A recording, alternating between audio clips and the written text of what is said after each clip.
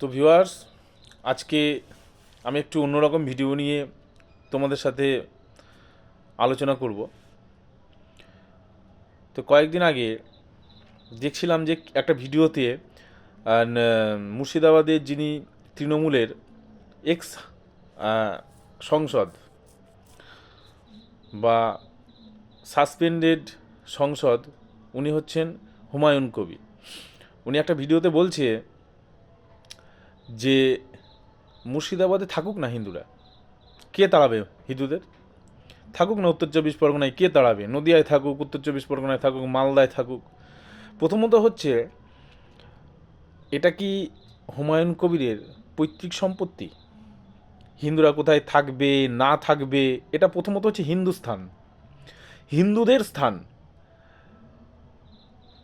পশ্চিমবঙ্গের যে ধর্ম নিয়ে রাজনীতি চলছে, এটার আকার ভবিষ্যতে কোথায় গিয়ে দাঁড়াবে এটা বলা খুব কঠিন ব্যাপার। আমরা শুনেছি বাপ ঠাকুরদাদার মুখে 1971-এ যখন বাংলাদেশ স্বাধীন হয়, সেই সময় পাকিস্তানরা হিন্দুদের ওপরে বেছে বেছে অত্যাচার করেছিল এবং সারিবদ্ধভাবে দাঁড়িয়ে একটা ঘরের মধ্যে দাঁড় করিয়ে নাকি গুলি করে মেরে দিত। পশ্চিমবঙ্গে মুর্শিদাবাদে কি যেন নাম ছিল, আমি লোকটার কথা ঠিক মনে করতে পারছি না, কি দাস,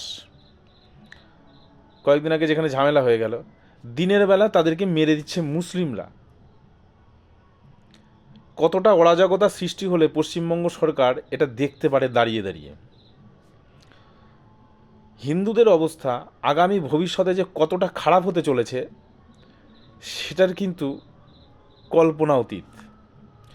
এইভাবে যদি দাঁড়িয়ে থাকে হিন্দুরা, যদি দেখতে থাকে, আমি ঝামেলার কথা বলছি না, যদি দেখতে থাকে এইভাবে যে হিন্দুরা ঝামেলা করে মুসলমানদের সাথে, তাহলে কিন্তু ভবিষ্যতে খুব খারাপ একটা পরিস্থিতি আসতে চলেছে ভবিষ্যৎ প্রজন্মের জন্য। জাতি ধর্ম বর্ণ নির্বিশেষে রাজনীতি হওয়া উচিত, কিন্তু জাতি ধর্ম বর্ণ নির্বিশেষে রাজনীতি নেই। পশ্চিমবঙ্গের রাজনীতি খুব নোংরা একটা জায়গায় চলে গেছে।